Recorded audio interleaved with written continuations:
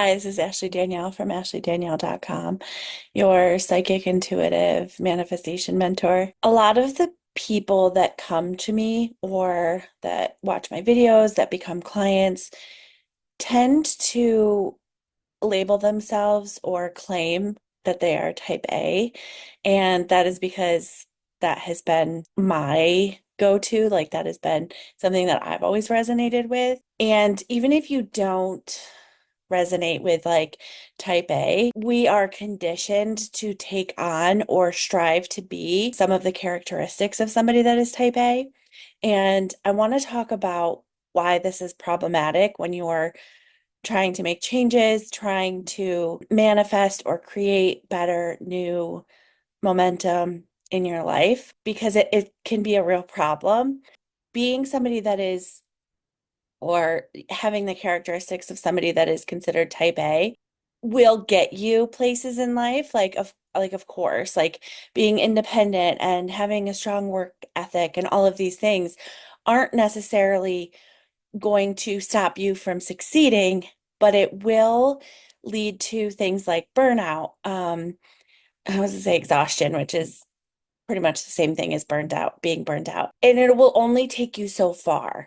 And it is not sustainable. It is not sustainable to like I call it like white knuckling and clawing your way to your desires. And so I want to talk about the problems with this and also what to do about it, right?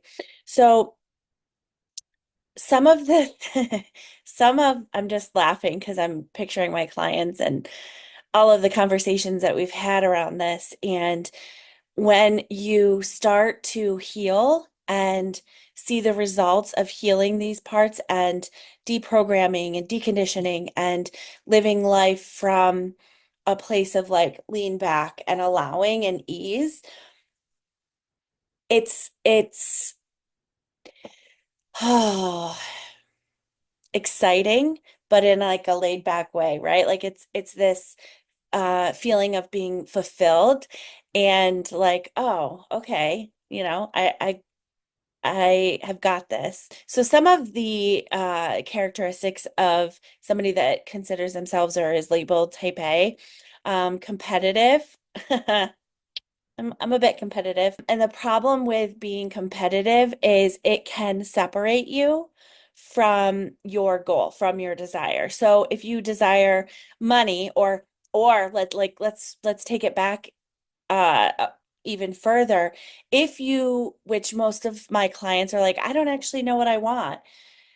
You can fall into the trap of looking at everybody else. And this is oh gosh, this is so true, regardless of what your job is. So like, but I see it a lot in entrepreneurs, especially in the online space, because it's like um I don't like this term, but it's like uncharted, right?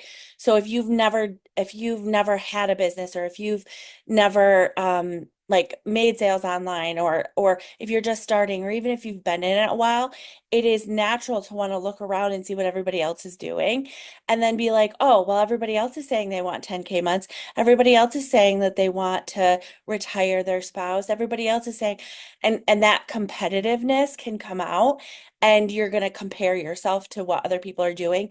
And that is the quickest way to burn out. That is the quickest way to be completely derailed from your life's purpose, from your mission, from what you're actually here for. So we don't, I mean, I still love being competitive and also needing to keep it in check and not comparing myself or like striving to have what other people have. Um, so that's one thing. There's a few things here I'm going to put together. A sense of urgency, um, impatient, or impatience, um, feeling like there's not enough time or it's not happening quick enough. And then it ties into perfectionism, right? So it's like a lot of times, especially in the online world, we're taught to set goals, right? Um, like if you Okay, so they're showing like with physical body things like health or weight loss or like building muscles, right? It's like, well, if I don't, hit this goal by this day, then it's not working. I'm not doing a good job. Like, and when you're used to setting a goal, working hard and meeting the goal, it can feel a bit disorienting to be like, doing this work and being like, okay, I want to hit 10K months and I'm not there yet. Okay, so by the 30th or the 31st, right, whichever the month ends in, I better be at 10K. And if I'm not, then it has to start all over. And, and it's not perfect, it's not right. And it's not on, it's not coming naturally to me. Ooh, like I hear that one a lot. And the problem is that then it's not sustainable to be in this world of working on yourself and doing the inner work and like trusting your intuition and all of these things and then bringing the outside forces of 30 days in a month, right? And being like, well, I didn't hit my goal by the end of the month and it wasn't this month, so it's never going to happen. You'll shut down and like not even continue to try, not even like give yourself the opportunity or chance to do it. So like one example, so the example with like the 30 days, it's like, okay, so in a calendar month you didn't hit the 10K, but then like the next week you do. So can you like give yourself grace in the flexibility of a 30-day month instead of, oh, it's October, right? Or the sense of urgency. The best thing that I've learned, I mean, I don't want to say the best thing. One of the best things that I've learned is patience. And how do you do this, right? Like as it relates to manifesting or creating, right? Let's keep going with the 10K month. Like if your goal, and most entrepreneurs, it's like that's like the first thing is I want to hit six figures or I want to hit 10K months, right? And you don't hit it right away and you don't hit it right away. And it's like the 1 month goes by, second month goes by. If you do the work and become so rooted in the fact, I am a six-figure earner, I am somebody that receives 10K months consistently. If you can get to a place of being deeply rooted in that, it's not going to matter, right? It's not going to matter if it doesn't happen in January or February or March. And and one thing to like that helped me shift this, there's a lot, right? There's a lot of work that goes into this stuff to get to a place where it's like just natural. But one of the things is like if you knew that in 2025, every single month, you're going to hit 10K months.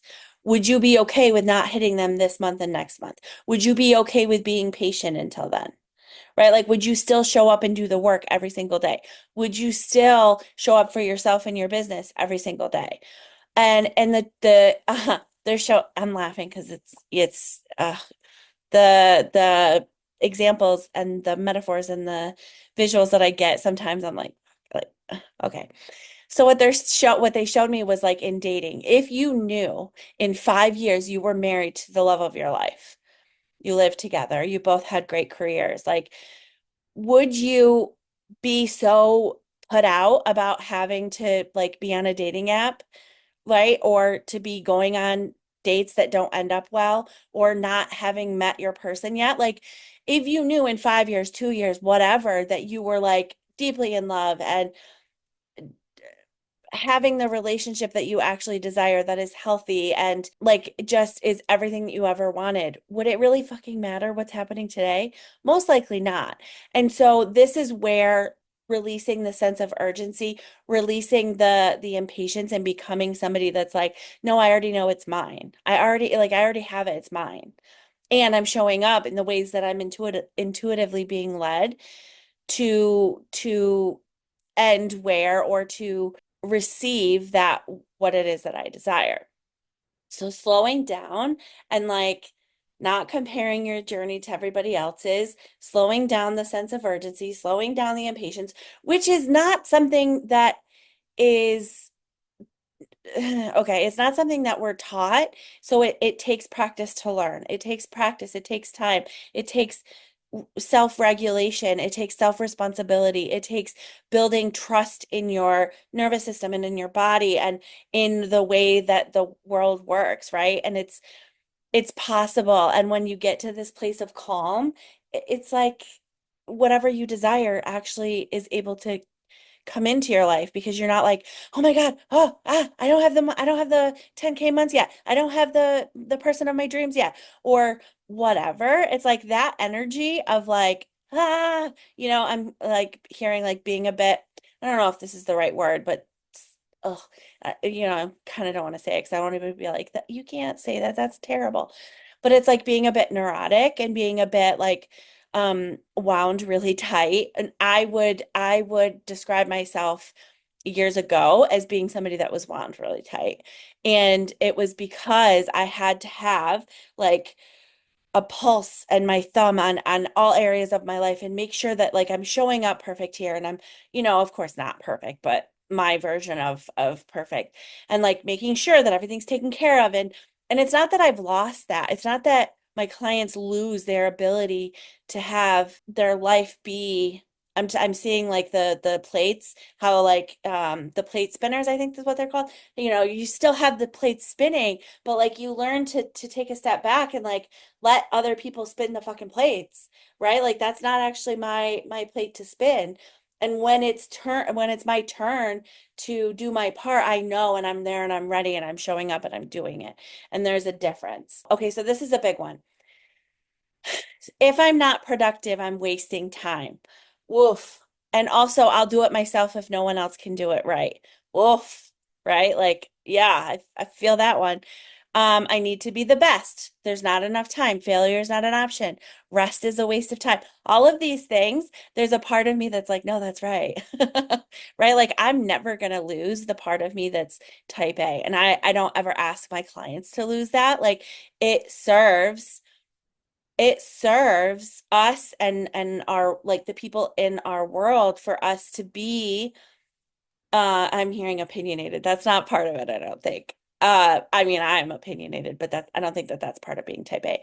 But it's like if you believe that you're the only one that can do things right, fine, go ahead. Like, but you're gonna burn out at least once in your life, if not more than once. And coming out of being burnt out is not fun, not easy. It is hell, okay? And learning to delegate and not even delegating like, oh, do this, do this, do this. When you get to a place where you trust your intuition, you trust that whether you believe in God, universe, spirit, like whatever you want to call it, uh uh, what not source, what there was a word that just came through my head they wanted me to say. Um I'll say the universe just because that feels like an okay thing to say. When you realize that your role is not to be the one spinning all the plates, but to do like 1% and allowing the universe to do 99%, life gets really fucking fun and easy and not that it's always easy, but it for somebody that is type A, life gets really fucking easy. When you're just like, I want this thing, show me the way. What do I need to do? Do the work, do your part, holding yourself, allowing it in. It magic, it's not magic, right? But like my version of magic is like magic can fucking happen. Magic can happen. If you're like, I want 10K months and this is my goal, and you do your work, right? Like, what is it that I desire to sell? What is it that I desire to talk about? How do I desire to show up? And allowing the universe to put the pieces in place for your mission, for your words to get out there. Um, and for the right people to see it and for the right people to sign up and your job is to be like, okay, and then like I don't know why they're saying this, but like go ride your fucking bike, like go have fun, allow yourself to rest, allow yourself the space to be like, no, it is mine, and I don't have to be, working a million hours a week in order to make this happen. Like my job is to show up in the specific ways that I'm called to show up, and then I don't have to like carry the weight of the load. And this is so challenging for somebody that is type A to, I was like, get through your thick fucking head. But like, that's me talking to me. But once you do, it's so much easier and you have so much more energy to spend on things that actually matter. Not that you're not, I'm not saying that like other stuff doesn't matter, but like to you as a human, to your soul, to like the whole point of being alive, right? So I'll do it. So I'm just reading these. I'll do it myself if no one else can do it right. This is like classic, right? Like I am going to do this because nobody else can. And this goes for like so many different things. I'm not even going to give examples, but if you are somebody that does this, let me tell you, right? When I heard this, I was like, damn. When you believe that you are the only one that can do things or that fine, I'll just do it myself, you are robbing the other person, the other people of growth. You are robbing the other person and the other people involved growth. And here's an example, right? This is one that comes up with my clients all the time. Is like your adult child even is struggling and you swoop in and say, do this, do this, do this, do this, do this, problem solved, duh. Like you feel really good about yourself, but what you're doing to your child is you're robbing them of the growth and the it's all the words that are coming to me go under growth, right? So I'm not saying them, but it's like you rob them of the ability to learn how to do these things on their own. And it's like when you hear that, it's like, oh, that's a gut punch, right? But it's the same thing in work. It's the same thing like pretty much in any area of your life. It's like you're robbing that person of this, right? And so like and this is true for people pleasers and like all sorts of different issues for lack of a better word. But when you're saying, "No, I'm going to do it myself," you're also robbing the other person the gift of being able to help you, right? If you're just like, "No, I'm just going to do it myself," you're shutting down the part of you that is open and available to receive. And the universe, God, the universe, spirit hears, oh, she doesn't want help. She doesn't, or he doesn't want help, is not open to receiving. And if you're not open to receiving, you're not going to be open to receiving opportunities or money or magic to happen. You're just not, you're shut down from it. And oh, life gets so beautiful when you're willing to be like, it's killing me inside because I really just want to step up and do this myself, but I'm allowing it to be brought to me. I'm allowing myself to receive in a new way. I'm allowing myself to lean back and not have to carry the fucking load. The I'm stuttering a bit because it's like the beautiful things that can happen.